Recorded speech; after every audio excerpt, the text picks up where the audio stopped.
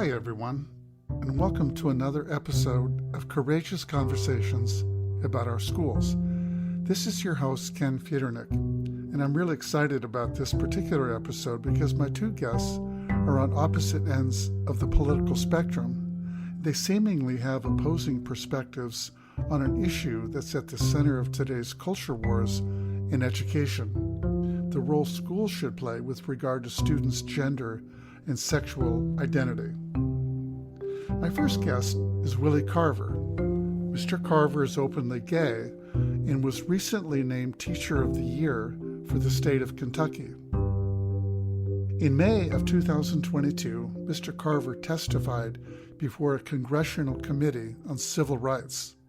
This is part of what he said at that hearing. My name is Willie Carver. I am a 17-year teaching veteran. I sponsor multiple school groups and published in dozens of professional organizations. I'm a 2021 teacher who made a difference and was chosen among 42,000 teachers as the 2022 Kentucky Teacher of the Year. 40% of trans people attempt suicide, nearly all before they are 25, but one affirming adult reduces suicide attempts by half. We chip away at their dignity and spaces to exist. The systems meant to protect them won't even acknowledge them. I realize that for 15 years I have huddled around students, protecting them from the winds, and now the tornado's here. As the walls rip away, I feel I'm abandoning them, but I'm tired. I've fought for so long for kids to feel human, to be safe, to have hope. I don't know how much longer I can do it. Well, just a few weeks after testifying, Mr. Carver announced that he had resigned as a high school teacher because he and some of his students had been harassed and threatened by a small group of parents, and because school administrators were unwilling to protect them. Mr. Carver now teaches at the University of Kentucky, where he continues to be an advocate for LGBTQ rights. My second guest is Dov Fischer, a popular Orthodox rabbi who lives in Southern California, who's also an accomplished attorney. He wrote an editorial several months ago in the Orange County Register that really caught my attention. It was titled, "Now Only Parents Can Defend Parents' Rights in Our Public Schools." Fischer is concerned about the erosion of parental rights, and I'm quoting, certain deceptions perpetuated through public education. Elsewhere, he writes about government overreach. It's bad enough, he says, that some in government aspire to divide us by race, religion, or languages, but using our schools and law enforcement to divide our families? The issue he's particularly concerned about in this piece, the one that he says betrays parental trust, is a California policy that allows students to change their gender designation without parental consent. He concludes his editorial saying this: Sacramento, that's California's capital, of course, and the local school boards must leave parents to mentor their children on gender matters, end quote. Well, after reading this editorial, I read the comments that readers had posted in response. Most of them supported Fischer's position, but one reader took exception and called him a rather insolent name and wrote something to the effect that his dreadful opinion didn't warrant a rebuttal. But then I saw Rabbi Fischer's written reply to this reader.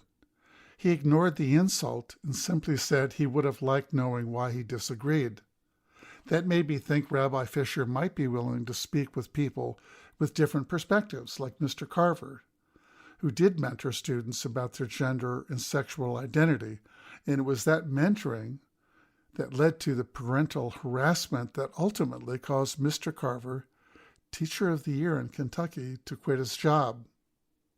So why have a conversation with Rabbi Fischer and Mr. Carver? Well, I was really eager to see if two people with wildly different perspectives on this issue, and probably with opposing political views, would be willing to speak with one another on a recorded call. It turns out they were. But would the conversation be civil? Would they really listen to one another? Would they find anything they could agree on? Another reason for this conversation experiment is that I myself was curious to learn more about Rabbi Fischer's perspectives. especially his insistence that parents and parents alone should be the ones to mentor their children on gender matters. Would that extend to matters of sexual identity too? And what would he say about those parents who don't mentor their children well or at all? Is he just as concerned about the rights of children and their right to be safe, especially those who aren't mentored well, as he is with the rights of parents? You may be thinking now that as the host, I am revealing my biases, that I'm clearly in Carver's camp, not Fischer's, and would just be ganging up on Fischer if I jump in with my own questions. Well, it's true. I am biased. I have more questions and concerns about Fischer's opinions than I do with Carver's. But my hope is that if I pose my questions in a genuinely curious rather than confrontational way, he might welcome them. And I might end up learning something interesting about him or the problem we're wrestling with. One last thing before I introduce my guests. In this interview, I'm going to use a couple of depolarizing strategies that I've learned from interviews I've had recently with Amanda Ripley and Monica Guzman, two very thoughtful, award-winning journalists who have written extensively about how we can avoid getting sucked in and trapped by toxic conflict. Here's a short clip from my interview with Amanda talking about contact theory. What happens when people get to know one another just a bit on a personal level before jumping into a conversation where they might disagree? Here's Amanda talking about this way of initiating a challenging conversation. Really, the only rigorously proven way to reduce demonization and prejudice is contact theory, which is by bringing people together with certain conditions, which are important, that creates a kind of transcendent identity that's bigger than the us and them. It sort of expands the us. And when you do this right, what you find is people are just much less likely to assume the worst of each other. So yes, to your point, you have like more resilience built into the culture so that when things go wrong, as they always do, right, in any complicated system, and especially schools, people give you the benefit of the doubt before assuming the worst because there's some human connection there.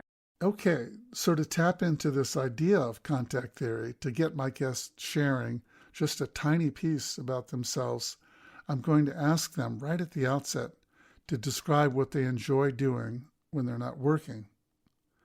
I'll admit that's not a lot of personal information, and contact theory probably requires more than that, but let's just see if doing that affects the tone of a conversation that follows.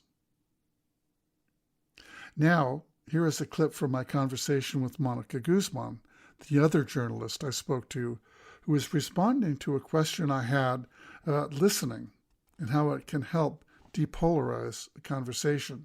Amanda Ripley, who you mentioned, wrote the book High Conflict, but she talks about that as looping, where you summarize what the person said and then check with them if you got it right. It's a wonderful gesture in a conversation because it demonstrates that you care about getting someone right. Yeah. A lot of times in conversations, that's not what we care about. We're not really listening. We're just trying to convince, or we're trying to win. So when you take the time to say, did I get this right? Let me make sure. Let me repeat back to you what you've just said. I talk about it in the book as the analogy being a base camp up a really tall mountain. You need to acclimate sometimes. You build base camps so you can stay the night and you have a moment to just check in and be like, we cool. You're hearing me? I'm hearing you. Okay, cool. Then you can climb higher. And that's what happens when we take the time to check in with each other. So when somebody goes, yeah, you got me just right. I mean, that person is now understood. That the gift of being understood is a pretty enormous one. And then people feel like they can open up with less risk. Okay, we're just about to get started. And at some point, I'm going to ask my guests to loop back with each other to see if we truly understand what the other is saying. So let's meet our guests, Dov Fischer and Willie Carver. Dov, tell us a little bit about you, where you live, and what you do professionally. And then if you would add to that, tell us a little bit about what you'd like to do when you're not working. I live in Irvine, California. and I'm a transplanted New Yorker. I also recently had a lung transplant, so I've had experience with transplanting. I'm a rabbi, and I have several careers, although because of the lung transplant, I'm in the process of weaning my way off one or two other of the careers. As a rabbi, I'm a rabbi of a synagogue Jewish congregation. For those not experienced with the term rabbi, I'm sort of like a Jewish equivalent of a pastor or a priest, only we marry. I also am a writer. I publish opinion pieces primarily in the American Spectator.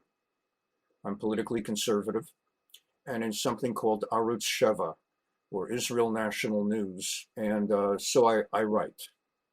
Thirdly, I'm an attorney. Been a member of the state bar since 1994, was chief articles editor of Law Review at UCLA, and then clerked in the United States Court of Appeals for the Sixth Circuit. And after a few years of practicing law as a litigator, I came to feel that I'm very good at it and I hate it. So I became a professor of law. I had the information and knowledge base, and I didn't want to just dump it when I gave up litigating. And so that's what I do professionally. What do I do in my spare time? What are my other interests? I'm a huge baseball fan. And as a transplanted New Yorker, I'm a New York fan, both New York Yankees and New York Mets. My other interests are occasionally, I like to follow one television series until I've seen it through. I normally, not when it's active, but if there's a TV series in cable that really grabs me, I'll try to make an hour every night to watch it. Dov, thanks so much for that. Willie, let's hear from you. I take it you're still in Kentucky, living in Kentucky? Still living in Kentucky. Still in Mount Sterling, Kentucky, the small town. But I work in Lexington, Kentucky, the University of Kentucky. Like you, Dov, I also have a million careers, I think. I work at the Undergraduate Resource Center, helping students navigate what the whole college experience is, which is an increasingly complicated experience. I also do a lot of writing, a lot of op-ed writing. I have a book coming out in June, which was a great experience this year that sort of jumped, I think, into my life because of sort of the experiences that have happened. And I'm trying to spin gold out of mud because what else are we going to do, right? Do you have a title for the book yet, Willie? Yeah, the book is written. It's called Gay Poems for Red States. And it's narrative poetry. I'm Appalachian, so I really I wanted to tell an Appalachian story. I sort of asked myself, not that Appalachians can't write the same poetry as anyone else, or that we should somehow be distinct, but I do feel like I come from a place where people speak in a distinct way.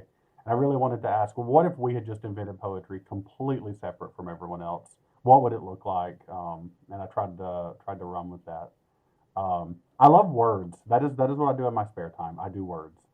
I speak French, speak some Spanish. My Spanish is terrible, but since I was small, listening to my grandmother speak, listening to my uncle speak, I wanted to know why people said things a certain way. I've always been interested in etymology. As a matter of fact, I took a class on the Old Testament, and we approached it from a midrashic standpoint. It actually reinvigorated the Bible for me, to sort of be told, you're worthy of responding to this text. You're worthy of writing and being creative in the approach. So yeah, that's kind of me. By the way, where in Kentucky are you? I am in near Lexington, which is pretty central, but I was born and raised in eastern Kentucky in the Appalachian Mountain region. The reason I ask is that I mentioned earlier in my background that I spent a year clerking in the United States Court of Appeals for a federal appellate judge. And that is the Honorable Danny J. Boggs, who's based in Louisville. And I emphasize Louisville, not Louisville. So I spent my year in Louisville, and during that year, I fell in love with Kentucky.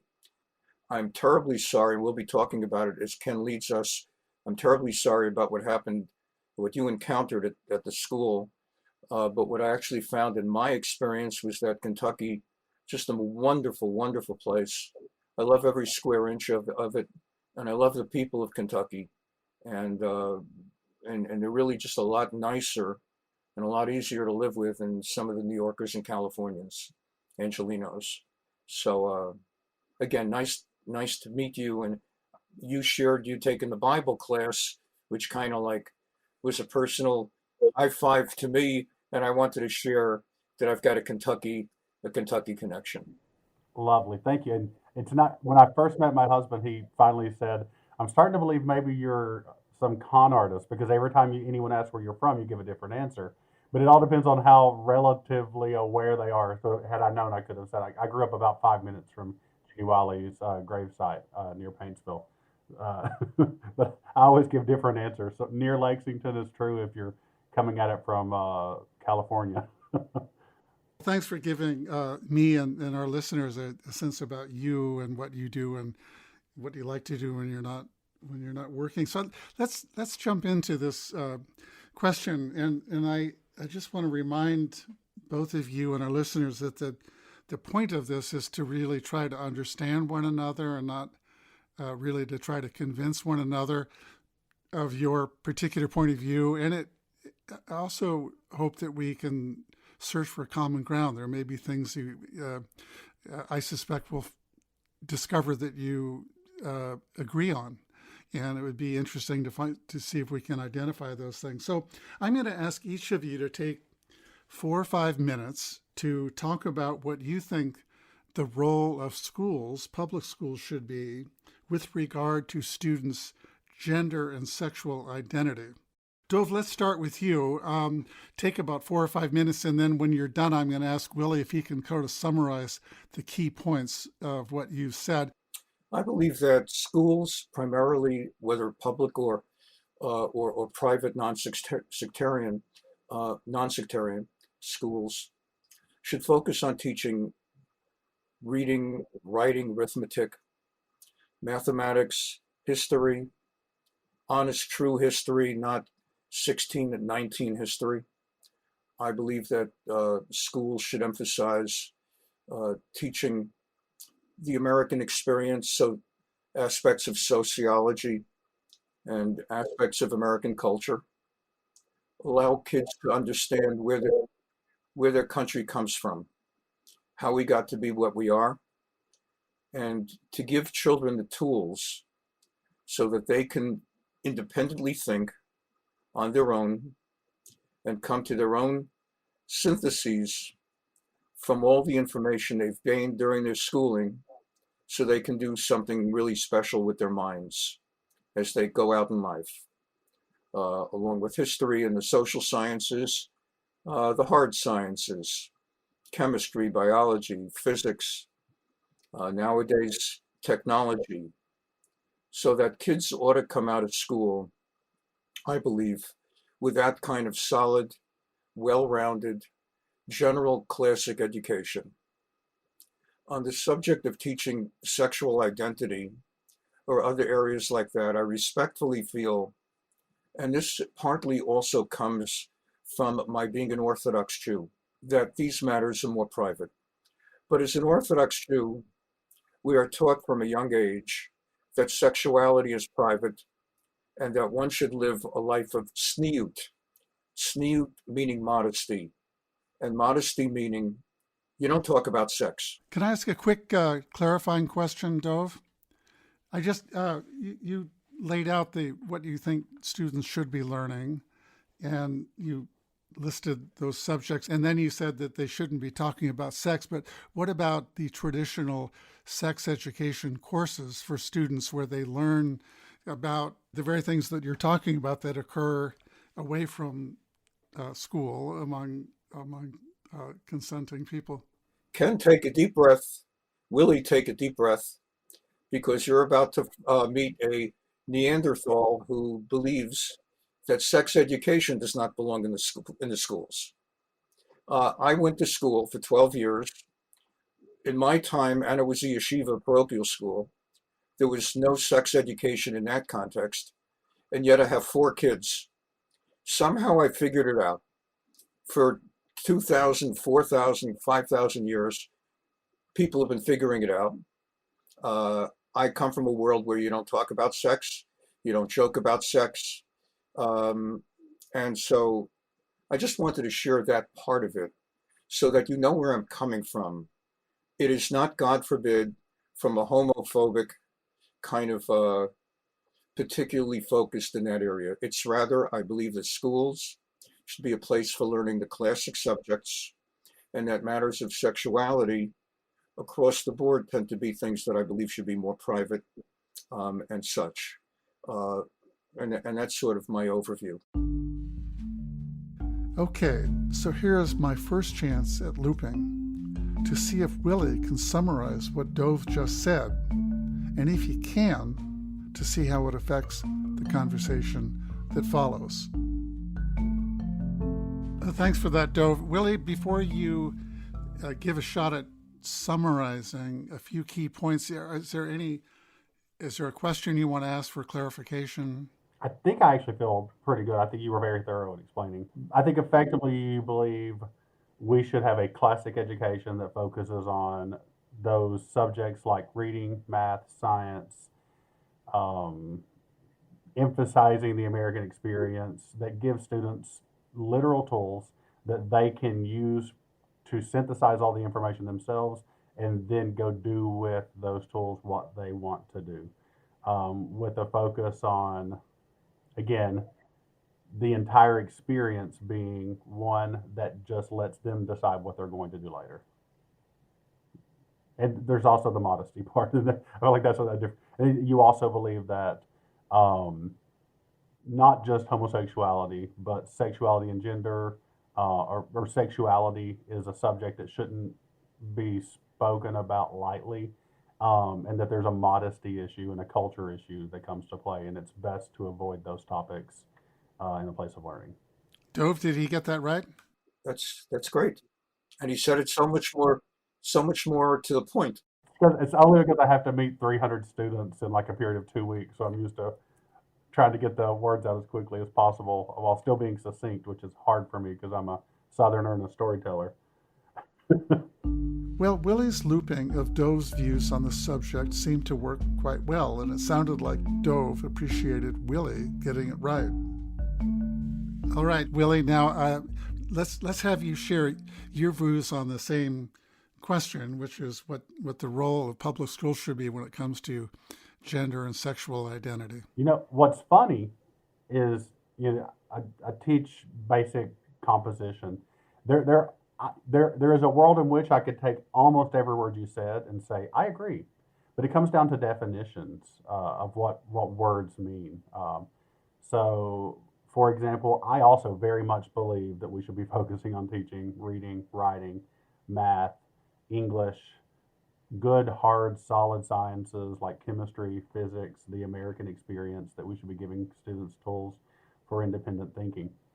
So we'll start with that sort of first half. When it seems really easy on the outside looking in to say, why can't you just teach reading?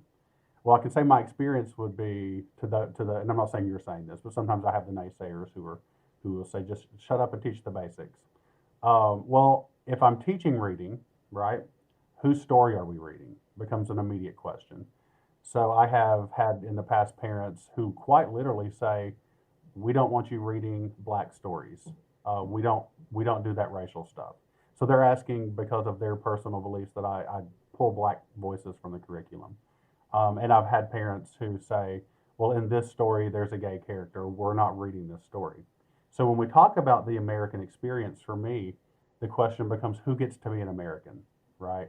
Does the gay person get to be an American? Does a Jew, does a Muslim, does a white person, does a Black person get to be an American? Or do I only get to tell certain stories? Even when we're talking about, say, math class, or chemistry, we have to apply those concepts in some real world scenario. And the question becomes, do we apply those to all people? And that kind of gets to the second question about modesty. I think there's two conversations happening. One is sex ed in general. So I think that might, in some ways, be outside of the bigger conversation here about. So if we're saying no sex ed, I think that's great.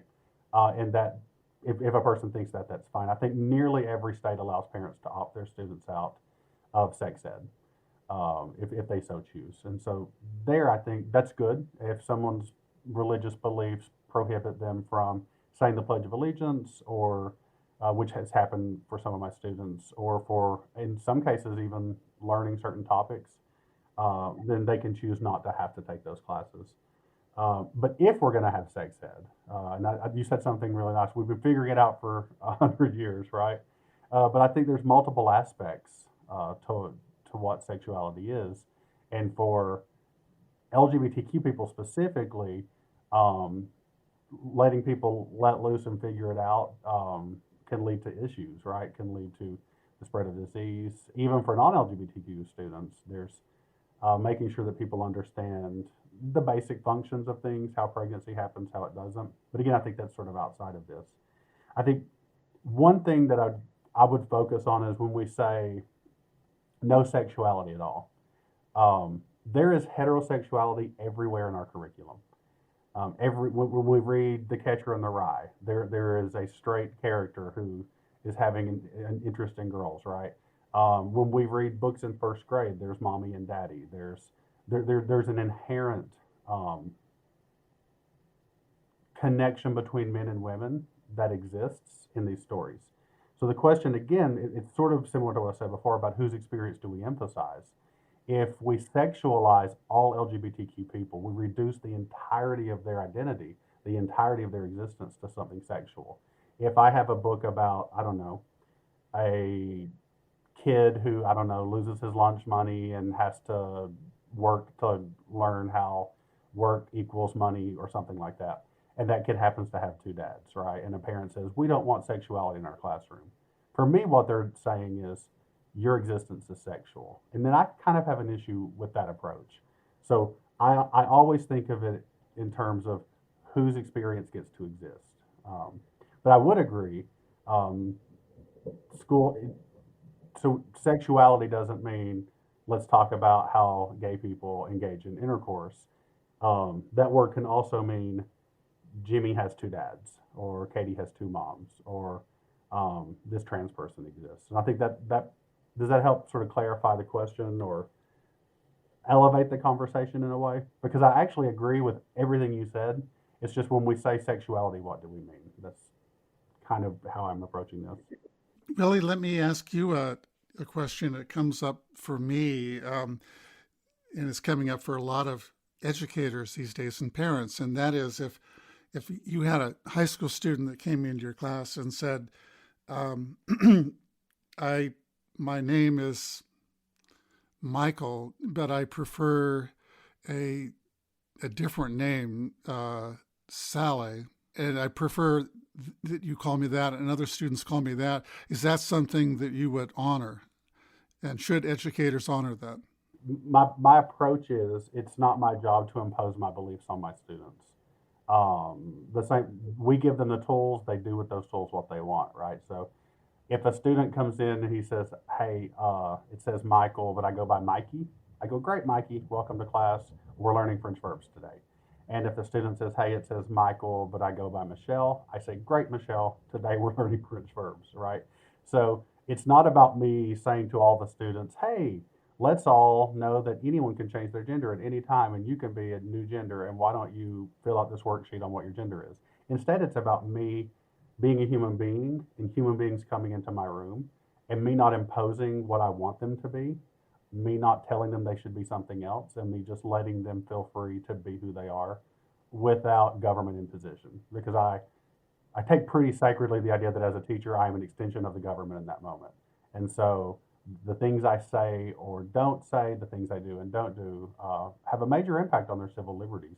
And they don't check those liberties at the schoolhouse gate. They are free American citizens, and they're free human beings in my room. Well, thanks, Willie. Dov, before you give a shot at trying to summarize what you heard Willie say. Are there any clarifying questions you want to ask him? No, I think Willie is a tremendously effective spokesperson and representative of not only the mindset that he expressed, but in general. I think transcending the issue of mindset, I think Willie articulated his position in a very compassionate and sensitive way that someone who might disagree a bit still would have to come away feeling that I'm in the presence of a very considerate and thoughtful individual. I understand exactly where he's coming, or it's a bit arrogant to say I understand exactly where he's coming from, but I think I've got the idea, and that would allow me to do your looping as well. Because what I hear from Willie is that in many ways he and I agree, or you and I, to use the second person, you and I agree on the basic role of education, and classic education should be at the core of what students are learning. But Willie also raises, and I recognize this even before Willie said it, but of course he said it so well, the paradox that even if you try to avoid completely, if you try to avoid discussing sexuality and gender, the paradox that you can't avoid it because it's baked into the discussion that in the classic situation, a man and a woman are married. So whether you're talking about Catcher in the Rye as part of a literature curriculum in other books, which just matter-of-factly might be talking about husbands and wives, men and women, not even as the main storyline. Main storyline may be anything from how to make a salad to how to travel to the moon, but every passing reference to the husband and wife, the male husband and the female wife, actually reflects that even when you're not talking sex and you're not making sex jokes, it's baked into the curriculum that normal, and I'm using the word normal in quotation marks, that normal sexual relationships exist between men and women. And the absence of male-male or female-female relationships in classic literature for Willie's insight is that actually, whether by default or however you want to call it, is a commentary on what is normal and what is not normal. Before Dov continues here, I just want to note that he also looped back what he heard from Willie and offered some compliments along the way. But now, after Willie and Dov have demonstrated some level of mutual understanding, something really fascinating is about to happen. Dov offers a poignant observation about something he and Willie might have in common. So the question actually becomes, who is an American? Like, which cultures do we define out? Black voices and other voices. Who makes these decisions, and how do we define American? I even would share with you that all my life I felt, with the capital O, I have felt like an other, because even though no one's trying to preach Christianity to me, it's baked into the culture and into the literature that Christianity is normal, and by default, without even saying it, that being Jewish is not normal. So I get it. I get that paradox. And I don't want to jump ahead, Ken, because maybe it's later in your interview list of questions you want to ask, but I'm curious, Willie, why exactly, what was the problem at the school? What were they saying about your role that made your role at the school untenable? Sure, thank you. And thank you also for that beautiful response and that extension of the concept. I had a group called Open Light. It was an after-school club, and our effective purpose was positive systemic change. The student that club was created because a previous club, Happy Club, uh, didn't really try to change things. It just tried to inject happiness into the school. So these were kids dedicated to making the world a better place. It was an after school club, so it was an optional club. They decided a couple years in to make themselves an LGBTQ affirming club. So it was written into the name, an LGBTQ affirming club, open light.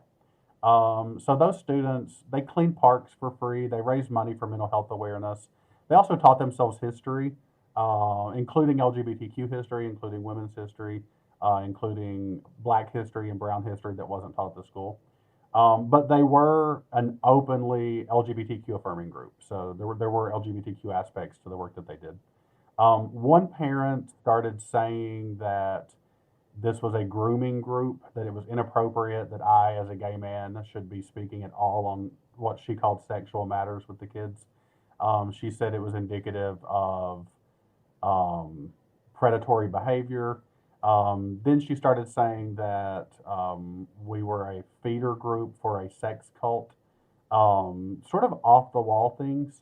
The school would not respond to her for fear that this was a political issue, and they didn't want to say anything. They also didn't protect the students who were terrified. This woman started taking pictures of my students at work and sharing them online, for example, and saying that my older students were grooming younger students. For me, what made it impossible to continue was seeing the school refuse even to speak to the students, even to say something nice about what they did as a group. And it was a system I didn't want to be a part of. I think before I was always a resistor, but I think in anytime you see encroaching, growing evil in a group, especially when that is allowing bad things to happen, you have to ask yourself, what is my role here? And I think my role I couldn't continue to be a moral person and be a part of it. So I'm not asking this next question judgmentally, but I just want to be sure. My inference, I'm understanding you were not fired, but for the reasons you just laid out, you felt as a matter of conscience you're gonna walk. I'll tell you how I differ, even as I respect deeply. Not only do I respect deeply, I actually am the same boat. So with Ken's permission, may I take this another step? Ken, Yes, may please. I No, don't no, want to take away you're your show from you're you. you're fine. Okay. Two responsive thoughts, Willie. Personal. First one is going to be different from yours, and the second is going to be identical to yours. The way it would be different is if I were teaching public high school and formed a group that's going to be, let's say, discussing religions of the world. And then I've got some anti-Semite parent starts making complaints to the school principal. You know what he's really doing is he's taking Christian kids and he's subtly trying to sell them on Judaism, to abandon their faith and their practices, and he's trying to groom them, so to speak, to pursue Jewish conversion. And let's say it's a Christian community, and probably the same exact community where you were, and the principal came to me and said, here's what's going on, here's what we're running into. And where I disagree with you, I don't want to say disagree, where I would have done it differently, is in my case, I'd kind of throw up my hands and say, all right, to heck with my club. Go ahead, close down the club. This is wrong, you're wrong. I'm not doing any of the things you're claiming, but all right, to heck with it. And so I would not have quit over that. But I get what you encountered, and I get the challenge. There's obviously a lot of history and more to this. For me, the major part of it was really about the safety of the students and the rights of the students. When there were other aspects like those students not being allowed to use the same spaces as other students, not being allowed to use the same forums as other students, like share. They were wanting to do some serious research. They actually met with some researchers at the University of Kentucky, met with some groups who did climate research and really wanted to do climate research about their school.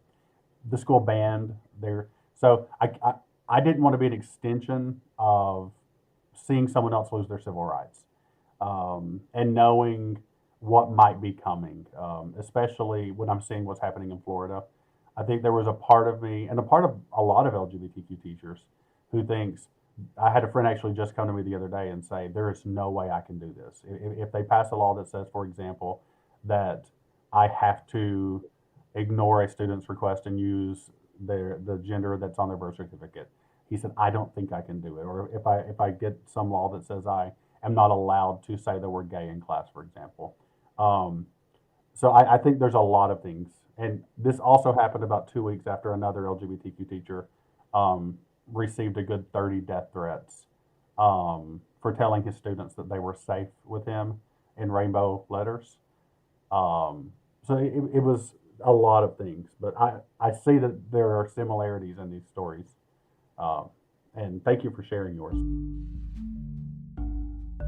So this is where I decided to pose my own question about something that Dov had written in his editorial.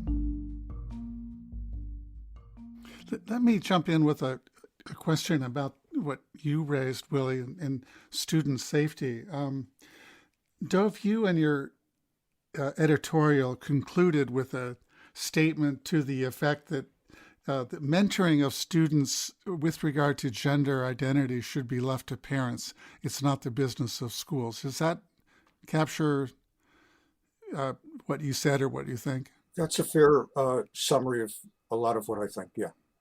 Okay, so what I would like to know is what happens if you have particular parents who are not good mentors.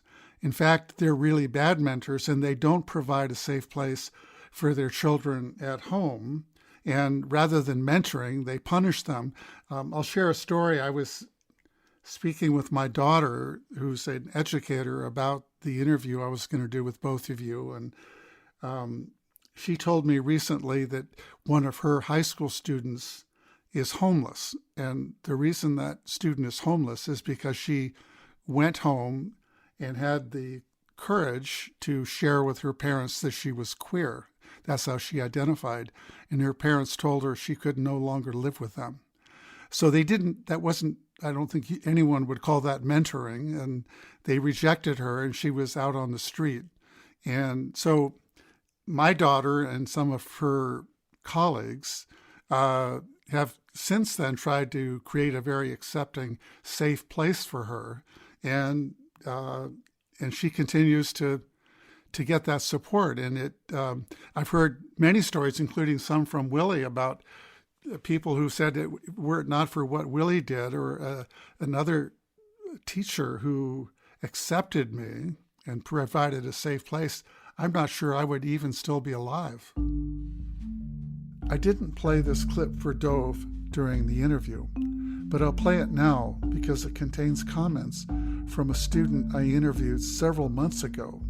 That interview included guests who also thought schools and teachers should leave matters of sexual and gender identity to parents. The student you're about to hear is Nora Lauder, who recently graduated from high school. Coincidentally, Nora, like Willie Carver, is also from Kentucky. In my experience, I am not out to my parents. I'm out to some of my teachers. When I have conversations with my teachers, I feel safer than when I have conversations with my parents.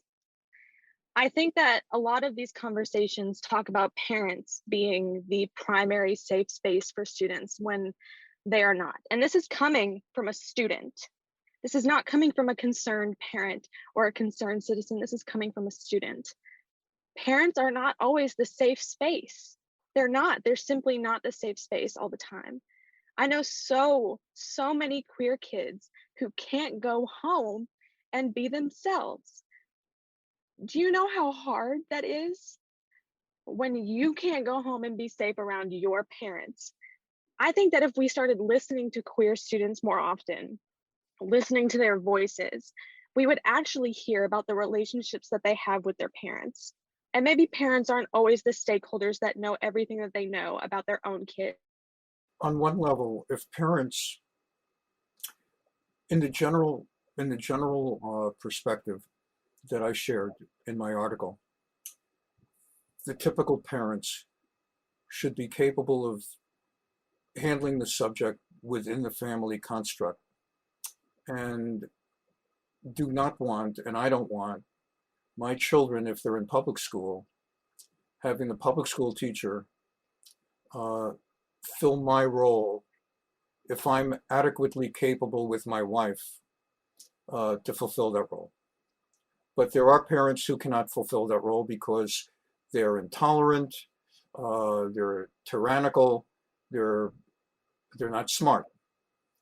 And no matter what you try to default to them as parents to do, they're just not going to get the job done on any level of being compassionate, listening, and counseling and mentoring.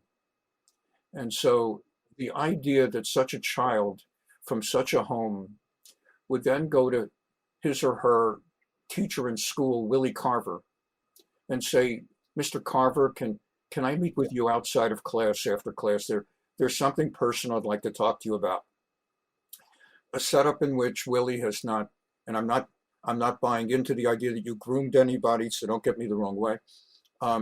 We're talking about a situation where Willie is a teacher who does not groom students and he's just a teacher, but we know he's gay. And the student wants to talk to Willie out of class, and it's not part of a large group or a student club. And Willie sits down, he doesn't know what the student wants to talk about. It could be sports, it could be whatever. And the conversation becomes that the student has certain sexual issues and orientations or curiosities. And I actually have no problem with Willie sitting compassionately and providing the counsel outside the classroom setting that the parents are not providing. I have no issue with that. And if I'm the principal of the school and somehow that comes back to me, I'd want to talk to Willie. I've got parents complaining. And Willie would explain, well, here's what happened. Student X actually had been trying to talk to her or his parents. And the kid was like 2 steps, if not from suicide, from some kind of meltdown, asked me for some time out of class. I really would have no issue with that. I think, frankly, I've been in that situation in 2 different ways. And therefore, I'm relating again personally. I hope you don't mind. I know a lot of this is about Willie, and it's turning out to be a little bit about me also. Because again, I'm an other. So I'm teaching, and I have a student comes to me, and basically is 3 weeks behind in the reading. And when you fall behind in reading 3 weeks in law school, kiss it goodbye. That's it for the term. You'll never catch up. And I could see this had been a very good student, and she's just not been good the last 3 weeks. I think I was the one who initiated, let's meet after class. I want to find out what's going on here. She explained to me that she had come out as a lesbian to her parents during Thanksgiving or something, whatever it was. And the response was to throw her out of the house. And she has nowhere to live. She's homeless. For the last 3 weeks, she's been in law school living in her car. And I'm sitting and listening to this. And you already know from this conversation and everything else where I stand on gay versus straight. But I'm listening to this and my heart melts. And I spoke to my wife and got my wife's approval that, number one, if you need to live in our home until we get this thing straightened out, we'll make our home available. If you need a few bucks to pay rent somewhere, I don't know what to tell you, but anything I can do to help you out. If you want me to call your parents, but as I said, if you want to be in my home, whatever it is, and if it violates some kind of law school rule about a professor having a student, I'll talk to the dean and get the dean's permission or whatever, but I need your permission as a student to even talk to the dean about it. I've had 2 or 3 or 4 in my 16 years, 2 or 3 or 4 situations on that variety. Likewise, 1 or 2 situations where people wanted to talk religion with me. Religion, because I wear a yarmulke and I'm an Orthodox Jew, every so often a student would get the idea if I talk to him about Judaism, I'll get a higher grade. So I'm going to ask him 1 or 2 questions about Judaism and see if I could thereby suck up to him. And so I made it a policy early on. I don't talk religion. I don't talk religion with any.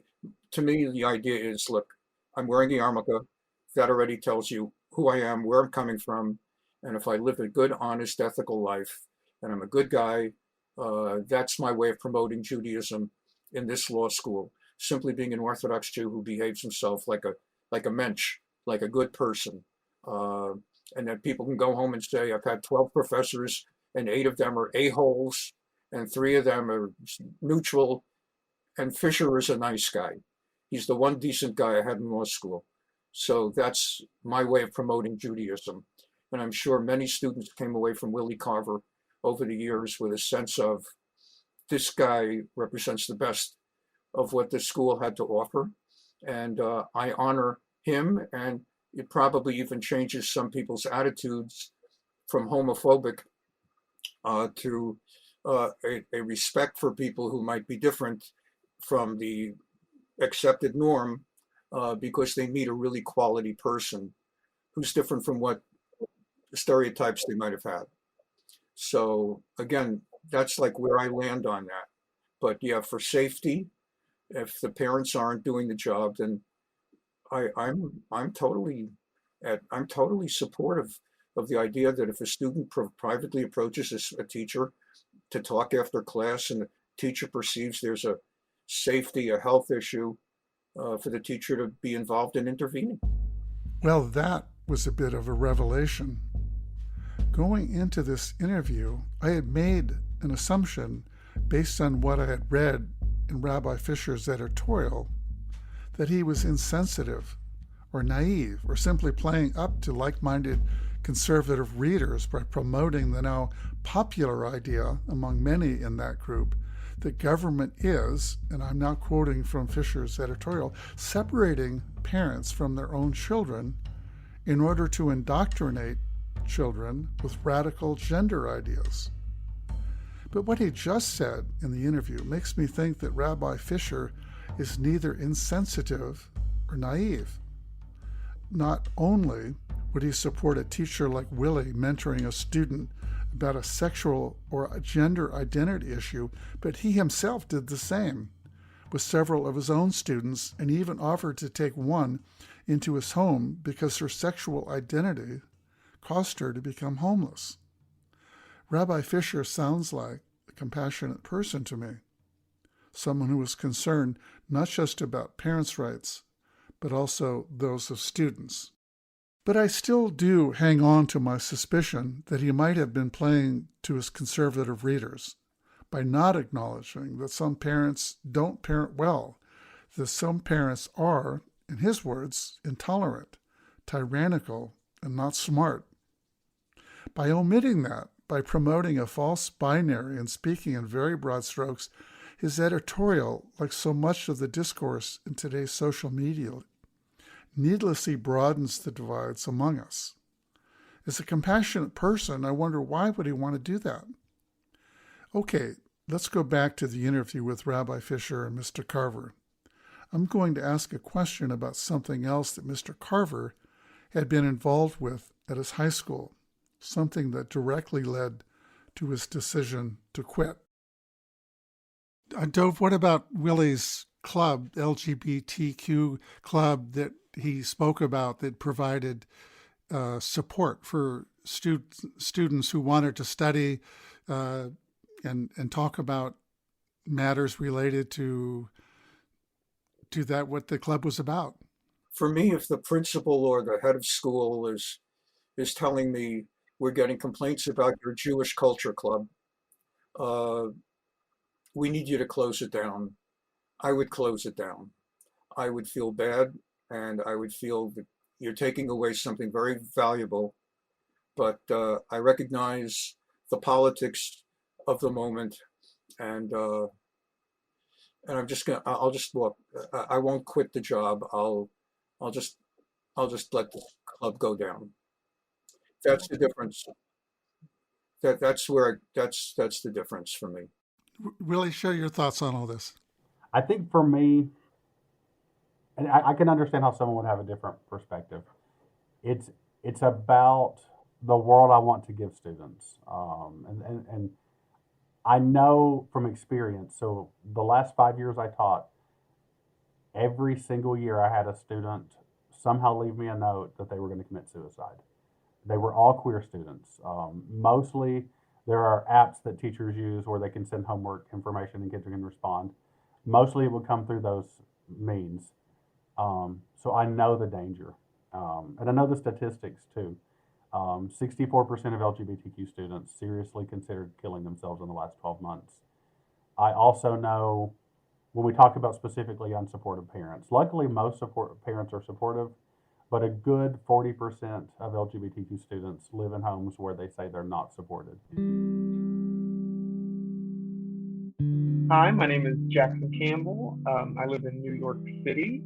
I attend Union Theological Seminary, and I was a student of Mr. Carver's between 2015 and 2018.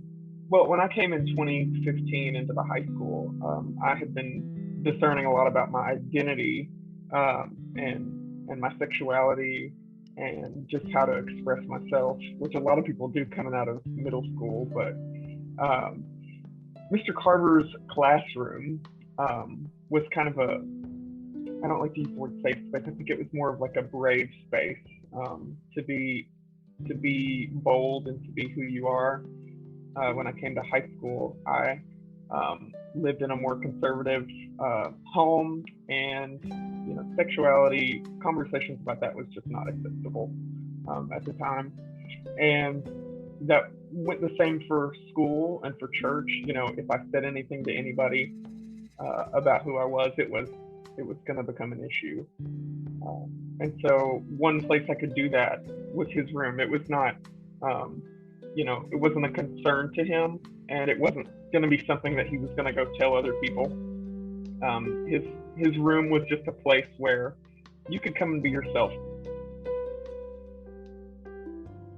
Conversion therapy is still a serious issue in some parts of the country, and Kentucky is one of those parts. The statistics on that are terrifying.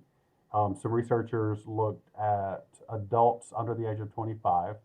Regardless of the time that had passed since conversion therapy, there's a 20% chance that a person who's undergone it will commit suicide that year. So not think about it, but will commit it. So every year that number does not go down. So, over 5 years, that number is astronomically high.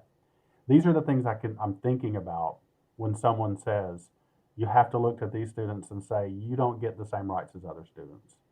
If my school wanted to say, we're going to shut down all clubs, then I would say fair. If my school wanted to say, we're not reading anything so that you don't read anything gay, then I would say fair. But I just don't think personally I can look at these students and say, you have to accept a reality in which you're less than. Because I've lived the experience of being less than. And somewhere deep in my soul, I can't do it. I can't be privy to it. I can't, and I've done it. I have done it to them as well. When those students came to me the first time, this was 6 years ago probably, their group had not called itself LGBTQ inclusive, and they said, can we call ourselves an LGBTQ inclusive group? And I talked them down. I said, well, maybe we can say an inclusive group, and we can list all kinds of peoples, and LGBTQ can be a part of that. And they came to me a couple of years later and said, it feels like you're ashamed of it. It feels like you're ashamed of us. And I realized, even if I'm trying to play some political game, even if I'm trying to placate the authorities, what I'm doing is transferring shame onto students. And if I am acting as an extension of the government with a sacred and precious role, who am I to extend the shame, right? Who am I to cause harm to a citizen or to a human simply because people want it, right? That's kind of my approach to all of it. I respect it. I'm not going to come back and say, you're wrong. I respect where you're coming from. A little bit of it also is I come from a culture and a mindset, and you have not adopted this mindset, and I cannot say that you're wrong. I come from a mindset that I will never, ever have an even playing field for where I'm coming from in America. No country in 2,000 years of Jewish exile From the time the Romans exiled us from the land of Israel in 135 of the Common Era, no country ever has allowed Jews to be full Jews and have equality, including America. The deal with America is the more you're willing to give up the core of your Judaic uniqueness, the more equality you get. But if you do not buy into Christmas and have a Christmas tree and go visiting neighborhoods that have beautiful Christmas lights, you never will have equal footing in this country. So, Willie, where I think I come at it a little bit differently, and who's to say you're wrong? Certainly not I. You want full equality. You actually believe, and who's to say that's wrong? You actually believe that it should be just full equal terms. I come from a place that I don't believe I'll ever have equal terms. So I am more at peace with the idea of a principal telling me, Dov, we understand you've got this religion club here at the public high school, and we've had some complaints that you're talking about Judaism, and we want to close down the club. I'm more at peace with the idea of, all right, let's close down the club. And I'll continue teaching excellently. And I will have students occasionally, that 1 or 2 students every year, who come to me after class and say, Mr. Fischer, Rabbi Fischer, Professor Fischer, I desperately need to talk to you one-on-one after class about a subject. Do you have some time? And that's the way I handle it. I just would not quit the job over that, because I come perhaps from a different mindset to begin with.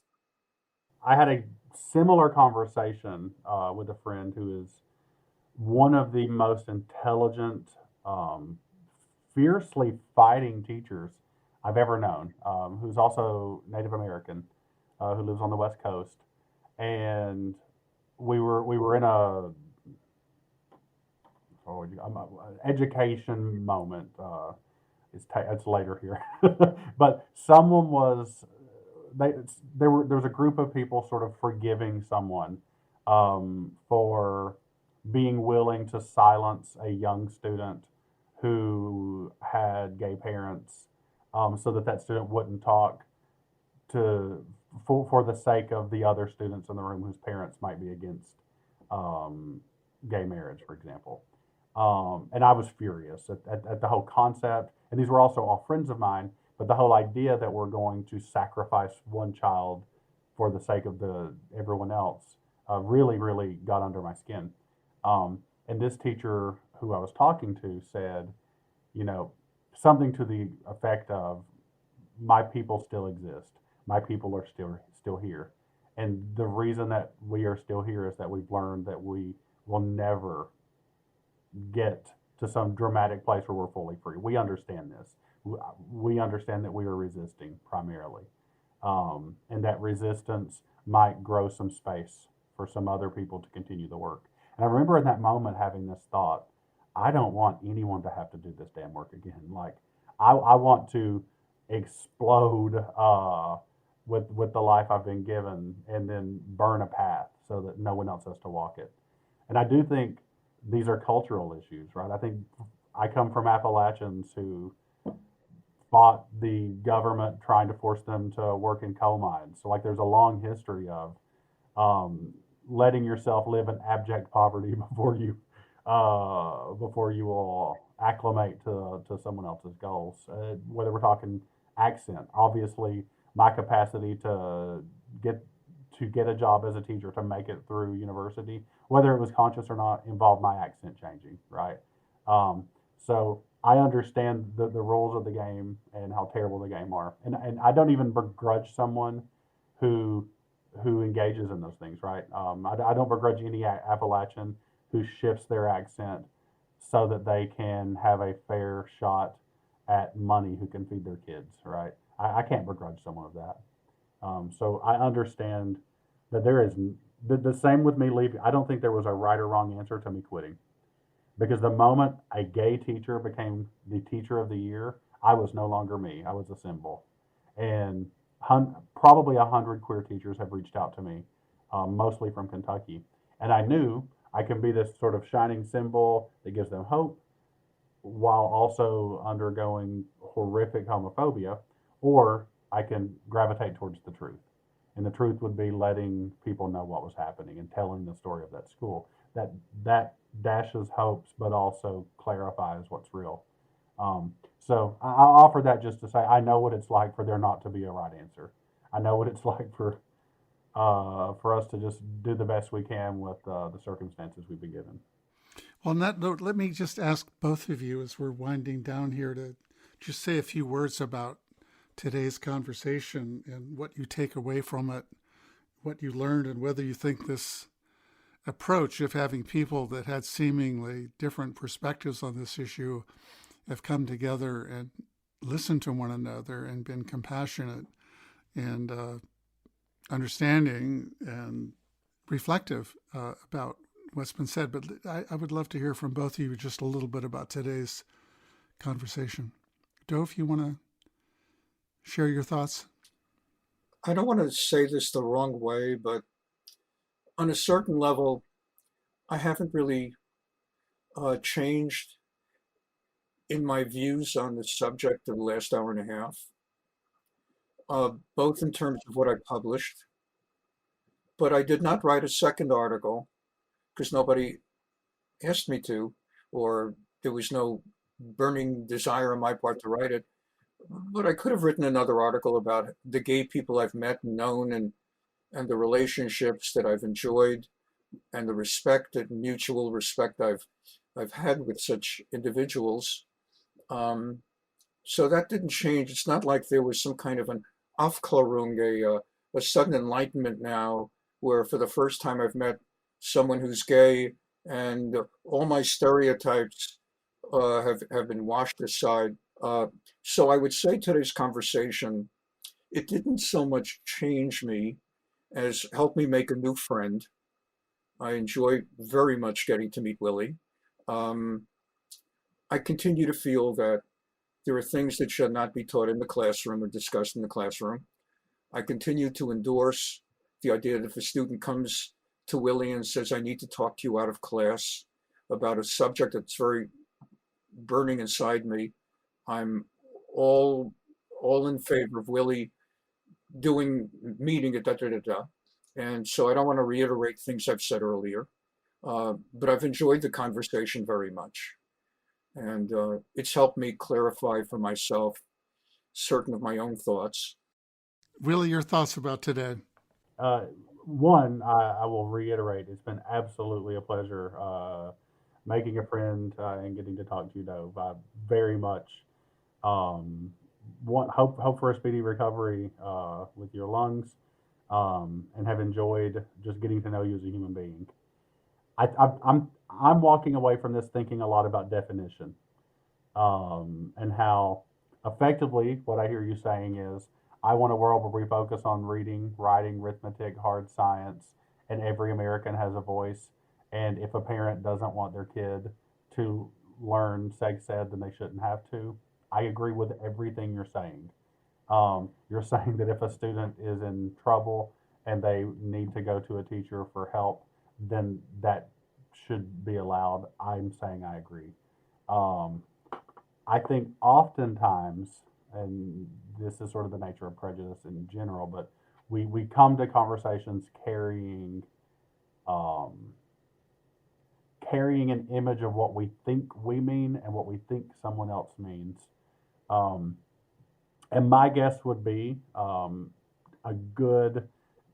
here's what everyone I've ever known who's had my experience as a teacher responds the same way to students that I do, right? My guess would be that if each of us spent the time talking more, we would see it's less about shifting what we think, and it's more about realizing how small the distance is between what we think and what someone else thinks. Because I know it appears that there are tons of people in comments. I had an editorial or an op-ed published yesterday in the Louisville Courier-Journal. Probably 100 people saying, why are you making this about sex? We shouldn't be talking about sex. And I'm thinking, I think I agree, but I don't think this has anything to do with what you think it has to do. I'm sure there are perhaps conservatives saying, we don't need to be talking about sex in school. And probably most liberals would also agree, like, yes, we shouldn't have overtly obscene materials and the things that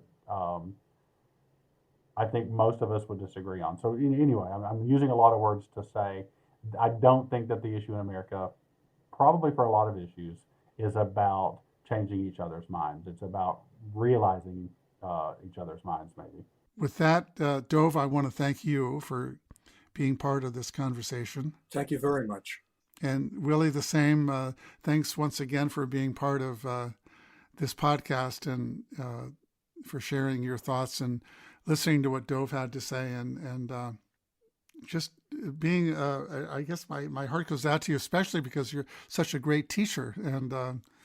And I have great admiration for teachers, having been an educator all my life. And I wish that I could have been a student of yours, and I guess in some ways I am now.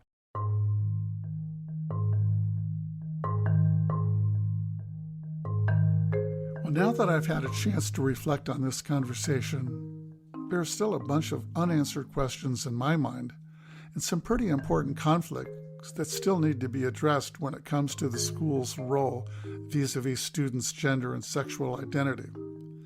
How do we protect teachers like Mr. Carver, student members of the LGBTQ affirming Open Light Club at his school who were harassed by homophobic parents? How do we change the pernicious narrative about gay teachers grooming their students, or about governments working to separate students from their families? It's fully legitimate, of course, to call attention to parents' rights, as Rabbi Fischer did in his editorial. But what about the rights of LGBTQ teachers and students? Who will defend their rights? But I'm also feeling inspired about the power of civil, respectful exchanges like this one. Exchanges where people seek to understand one another rather than to win arguments, where people can disagree and have rich, important disputes without vilifying or dehumanizing each other. I was struck by Rabbi Fischer's empathy and admiration for Mr. Carver as a person, as a gay man, and as a teacher. I was struck by his realization that both of them, one because he was Jewish and the other because he is gay, had suffered the effects of being the other, of not being seen as fully American. And I love what Mr. Carver said near the end. If we spent more time talking, we'd realize how small the distance is between what we think and what someone else thinks. That's not always the case among people who disagreed, but it seemed to be so here. And I loved what Rabbi Fischer and Mr. Carver each called one another at the end, a friend.